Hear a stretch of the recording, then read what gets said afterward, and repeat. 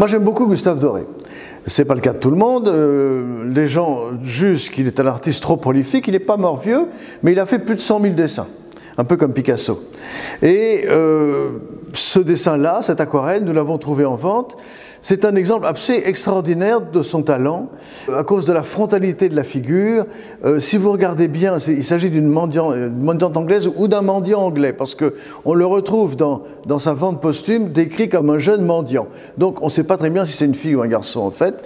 On regarde des traces de coupe rose sur les joues qui doivent annoncer qu'il est plus ou moins, ou qu'elle est plus ou moins tuberculeuse. C'est la frontalité qui est extraordinaire. On a l'impression vraiment que le visage sort de la surface du papier.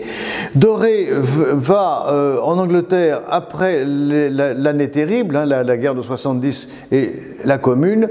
Il se réfugie en Angleterre et c'est là où il élabore les illustrations d'un livre avec un journaliste qui s'appelle Blanchard Gerald. Le livre s'appelle London a Pilgrimage, Londres un pèlerinage, et il montre à la fois l'élégance extraordinaire de la société chic anglaise et en contrepartie la misère épouvantable des gens qui vivent dans les maisons de pauvres, dans les docks, etc. Donc c'est vraiment un Doré ultra romantique qui s'exprime et je trouve que rarement il a été aussi puissant que dans cette figure. C'est pour ça qu'il y a beaucoup de dessins de Gustave Doré, mais celui-là, nous avons décidé de l'acquérir parce qu'il était vraiment tout à fait extraordinaire dans sa suggestion. Voilà.